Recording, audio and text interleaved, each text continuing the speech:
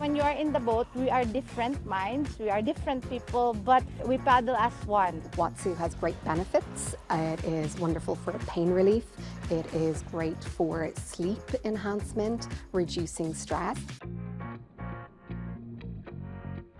Hello, welcome to Qatar 365. I'm Adil Halim, and on this episode, we take a deep dive into water activities and see how water sports play an essential role in Qatar. And Laila Humaira explores the different ways water is used as a healing tool. But first, I went to Qatar Beach to find out why so many dragon boaters find a sense of community and belonging on the water. Am I sweating or crying? I don't know which one it is.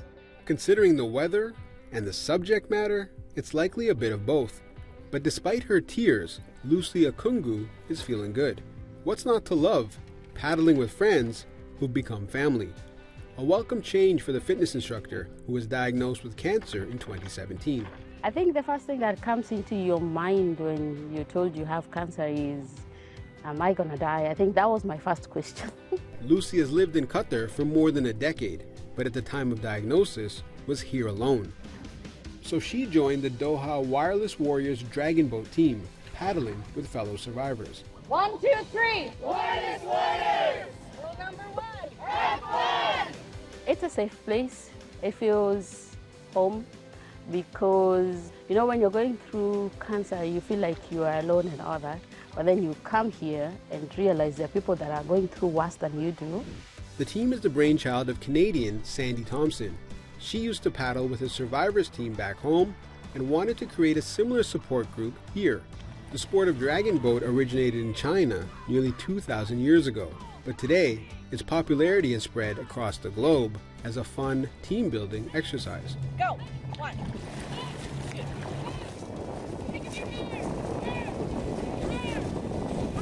Our objective is to get strong, to build cancer awareness, that there is life after cancer, and to build a community.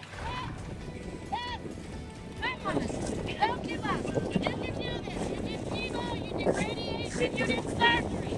You can do this. Whether on a competitive team or just for fun, dragon boaters say like any other sport, there's a learning curve for first-timers, but paddling skills do develop over time. Age, weight, and skill are not barriers to join. Being a team player propels the boat forward, and rowing in sync makes all the difference. Cindy Dichos never considered joining a dragon boat team before moving to Qatar from the Philippines. But in just a few years, she's become a team captain. The team is made up of mainly Filipino expats and regularly participates in international competitions. Like, it's an extended family here. So when I come here, I have a family. That's like I belong to something nice. For me, because I miss my family, I'm an overseas worker, so I find ways so that I will not be emotionally stressed. Cindy says paddling has done wonders for her physical, mental, and emotional health. Her teammate, Dale Villanueva, agrees. His day job is in construction and says being on the water is a major stress reliever. Initially, I pursued dragon boat paddling as a form of recreation. In time, I have developed a deep sense of involvement, wherein right now I'm doing a competitive paddling with my team, engaging in races both locally and internationally. Meanwhile, the Wireless Warriors take a break from training to stop at sea for a moment of gratefulness. It's kind of like meditation, I guess, but it's to honor those who have passed. So anybody who has died, we name them. Anybody who is sick, we name them. Those who are believers, they pray. Those who are not, then they keep them in their thoughts. We just take a moment to honor them.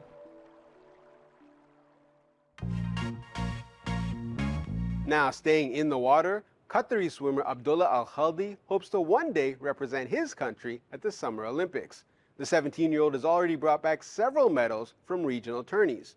I recently caught up with Abdullah here at the Hamid Aquatic Center, where he trained during his formative years.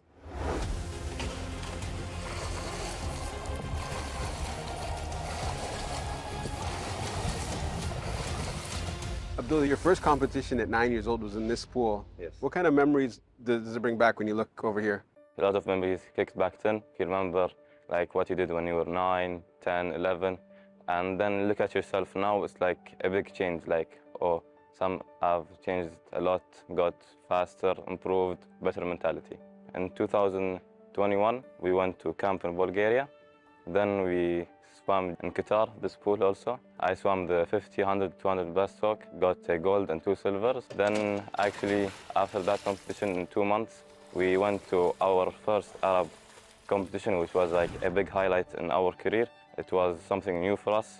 We swam in Abu Dhabi. Alhamdulillah, I swam also the 50, 100, 200 breaststroke. I got silver and bronzes, and also swam some relays, which also got silvers. Is it nerve-wracking competing against the best in the region? Yes, still, even with many years of experience, I'm still going up the start blocks. It's still a bit, you get a bit nervous, a bit scared, but that's the fun in it. Like when you go to big competitions, Asian Games, World Cup, World Championships, you learn from the best. Speaking of the best, 14 Qatari athletes are competing at the Paris Olympics, but only one swimmer. Do you hope one day that you can represent your country on the biggest stage? Yes, I hope that I can represent my country in the Olympics, and inshallah our also young swimmers in the future, they also will compete and try to do the best. So you're only 17, but many younger Qatari swimmers might look up to you as a role model. So what do you talk to younger swimmers, and what do you tell them? We just try to help them, teach them. We never put pressure on kids because maybe he can grow up and hate the sport. We don't want this. So we usually just always tell them have fun. And what's that feeling like when you're wearing Qatar across your chest at an international competition? It feels good. I would never imagine that in my life that I would be representing Qatar. So once you wear the shirt, you start to go to competitions representing your country. It's something very fantastic. You can never imagine this because you have a lot of citizens and here. So maybe once you do it, it's like something that you can say it proudly. While some water activities are known for making a splash or racing for a cause, water is also known for its healing properties. Whether it's immersing yourself in an ice bath or aqua physiotherapy, the buoyancy and temperature of water helps alleviate joint pain and improve mobility. Laila Humaira got a chance to learn more about a traditional form of Japanese water therapy here at the Zulal Wellness Resort by Chiva Sam. If there's any place that personifies the tranquility and cleansing properties of water, it's Zulal Wellness Resort. Zulal means pure water in Arabic, and purifying the mind, body and soul is what the resort seeks to bring to its guests through its wellness-focused programs. We are basing our wellness therapies, treatments, programs and retreats off the 6 pillars of wellness. And those 6 pillars of wellness are spa, fitness, holistic, physio, nutrition and aesthetics. Among many of Zulal's treatments is Watsu, a combination of Japan's Zen Shiatsu massage and modern techniques of hydrotherapy founded in the 1980s. It was important to include Watsu as a treatment and as a therapy at Zulal. Watsu has great benefits. It is wonderful for pain relief. It is great for sleep enhancement, reducing stress. Once we go to the water, we will receive the therapy by the water. Aquatherapy, the water, they have their own energy to purify the negativity for us. Participants are immersed in warm water no deeper than 1.2 meters and are encouraged to be as relaxed as possible, while the therapist cradles, moves, stretches, and massages them. Watsu is among dozens of treatments offered here at the resort. Nestled in the northernmost point of Qatar, Zulal encourages its guests to fully immerse themselves in detoxing, physically, mentally, and digitally.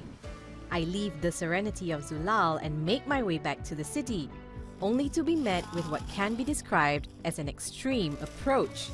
And by that, I mean taking a plunge in an ice bath. Valeria Kochneva founded Awaken to offer alternative wellness programs in Qatar. Held at the St. Regis Hotel, the ice bath sessions are quickly becoming their most popular class. It's definitely a shock. It's a shock for your body. Body does not expect. When we experience any kind of shock, it goes to flight and fight mode. Don't react to that. Just observe your body and breathe, breathe, breathe. Today, Valeria incorporates yoga and breathing techniques to facilitate Awaken's ice baths. We are calming your nervous system. When we fully relax you in meditation and sound therapy, that's when you're fully prepared for the ice bath. Several studies have shown that cold water immersion may help reduce inflammation, increase blood circulation, and regulate the body's nervous system. And while there are also scientific reports of differing results, those who feel the benefits of it generally come back. I always keep coming back just because of the recovery benefits that you find from it. When you're in there, you hate it, but then afterwards you feel alive again. And for those still hesitant to try, Valeria says the limits of the human body itself can be seen as uncharted waters, and the only way to find out is to explore. Don't be afraid to try different techniques, different practices. There's so many things we don't know about our bodies. We are 80% consist of water, and we don't know, I think, anything about our bodies.